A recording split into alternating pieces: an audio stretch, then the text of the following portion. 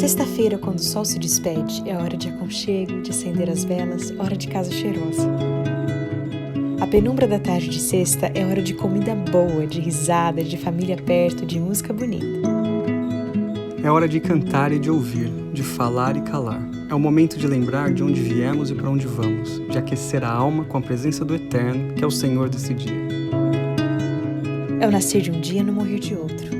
É a lembrança, a herança e a aliança que nunca morre. O sol baixando é o sinal, o momento de parar, respirar e viver as próximas 24 horas em completo estado de entrega, com o peito aberto para amar e os ouvidos prontos para ouvir. Esse é o sábado e ele começa no pôr do sol.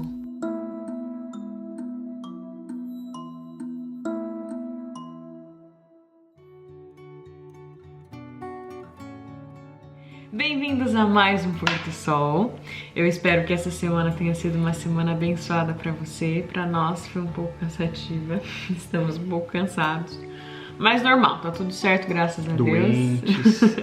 Não é Covid. Não é Covid. É importante dizer isso. Mas enfim, estamos felizes que você tá aqui com a gente. Eu particularmente tenho gostado muito desse assunto da fé que a gente tá conversando aqui. E o assunto de hoje em especial é muito interessante, porque a gente já falou, já mencionou isso.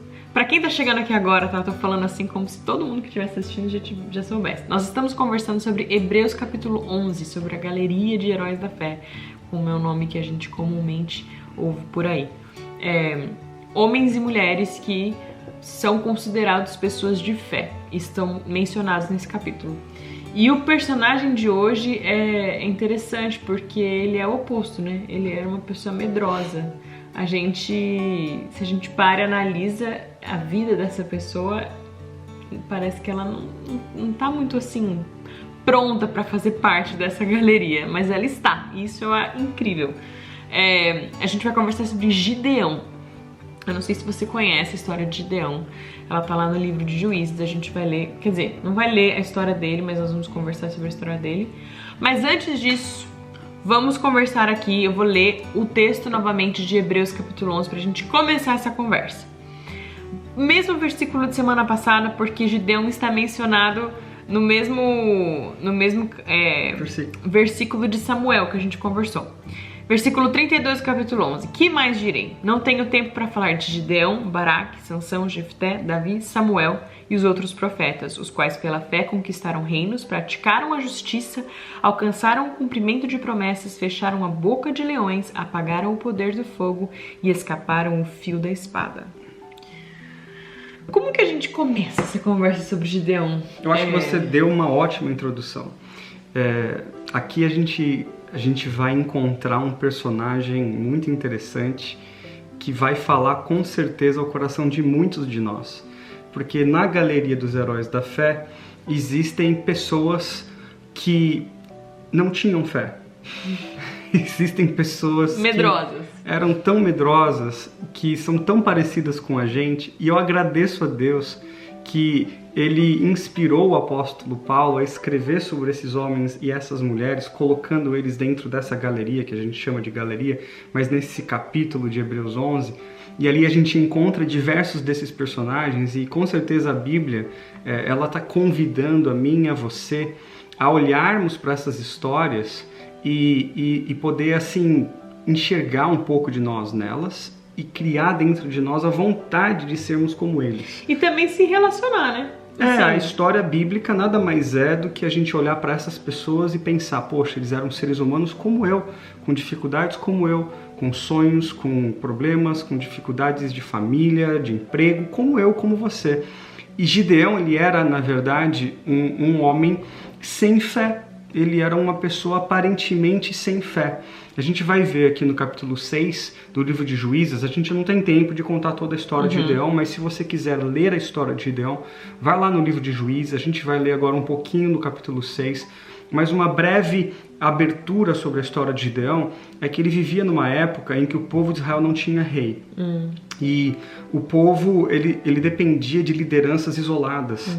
E muitas vezes Deus, às vezes, chamava uma pessoa, um homem, uma mulher, que eles se destacavam, Deus usava essas pessoas, e as pessoas seguiam esses líderes, eles eram chamados de juízes, e eles, com a sua influência e com a sua devoção a Deus, conseguiam fazer algo para a nação. Né? A gente, aqui nesse momento específico, a nação de Israel estava sendo perseguida por uma outra nação, a nação dos midianitas. E no capítulo 6, se você ler ali no comecinho, você vai observar que os midianitas, eles tinham a tendência, era o hábito deles de chegar na época da colheita em Israel e pegar toda a colheita do povo de Israel. Então o povo de Israel passava o tempo plantando. E na hora de colher era roubado. Na hora de colher eles eram roubados. E eles não roubavam só a colheita, eles roubavam o gado, eles roubavam o material que eles usavam para plantar. O material que eles usavam, a enxada, o cajado, também era muitas vezes usado como um instrumento de guerra. Então eles não tinham nem espada ou qualquer coisa para lutar contra o inimigo. E Gideão, ele é encontrado numa situação muito interessante. Quando você lê ali no capítulo 6, ele está escondido. E a Bíblia diz que ele está escondido num lugar chamado lagar. O que é o lagar? O lagar era o lugar onde eles pisavam as uvas para fazer... Tipo uma bacia grandona. É uma bacia grandona, eles entravam dentro dessa bacia.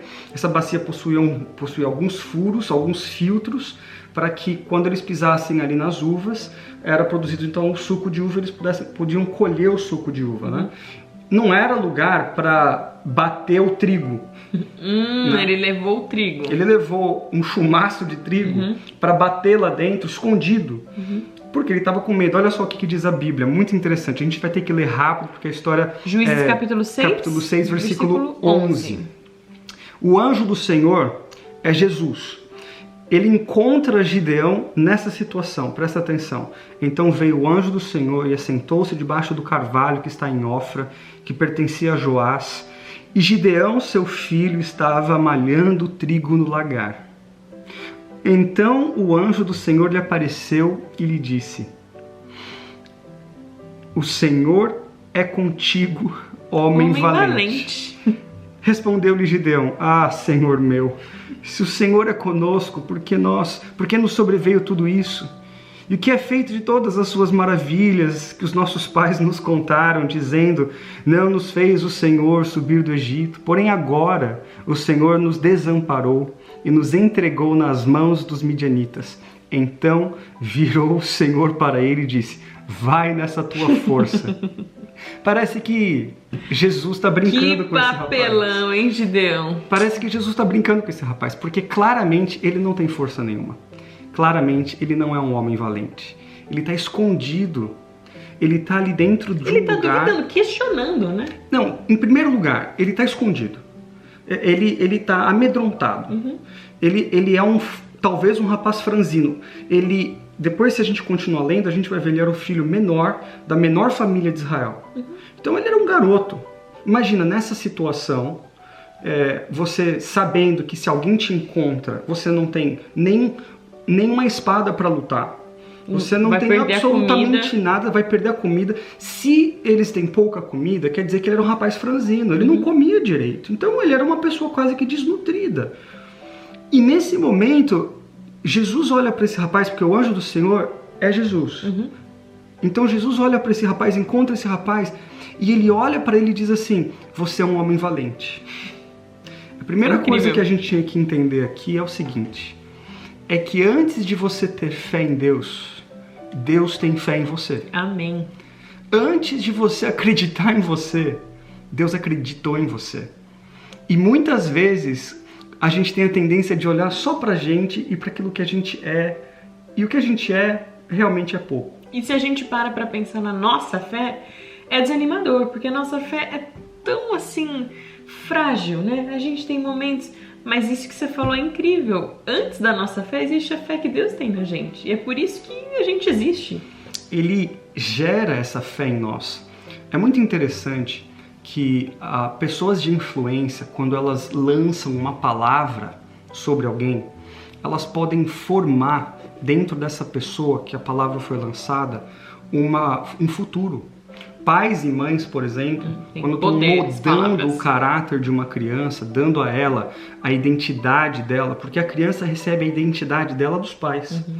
Quando os pais olham para uma criança e olham e falam para ela, você é bonita, você é inteligente, você é capaz, mesmo quando a criança erra, entender que, olha, você errou, mas você pode fazer de novo, existe uma nova possibilidade, não desista. Quando isso vem de uma pessoa de influência, muda a identidade daquela pessoa para sempre. Muda a maneira como ela se enxerga, né? Totalmente. E eu acho incrível isso, porque hoje um dos grandes problemas é a mente da gente. É a autoestima. Sobre nós mesmos.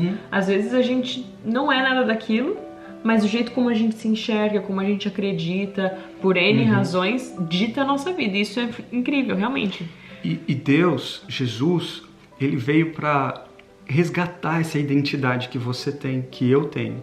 Nós somos filhos do Rei do Universo. Amém. Satanás, todos os dias, ele quer colocar você para baixo, falando que você não consegue, que os problemas são maiores do que você pode vencer. Jesus vem e fala, você é homem e mulher de valor. Você tem dentro de você o DNA do Rei. E quando você começa a ouvir da palavra de Deus, da mensagem da palavra de Deus, que é o evangelho do amor, você começa a entender novamente a sua identidade. Né?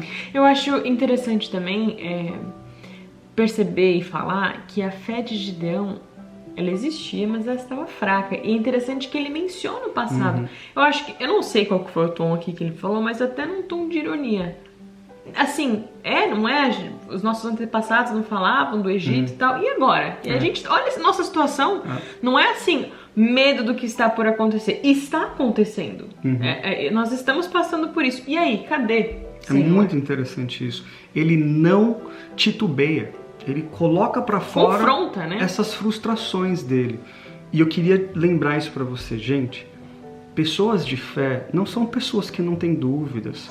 Pessoas de fé não são pessoas que têm todas as respostas. Nossa, vamos repetir isso. Isso é tão importante, tão importante a gente lembrar e frisar. A gente não tem todas as respostas e não é... E não é porque você faz parte de uma igreja que tem certas doutrinas que você tem todas as respostas e você agora é melhor que outras denominações.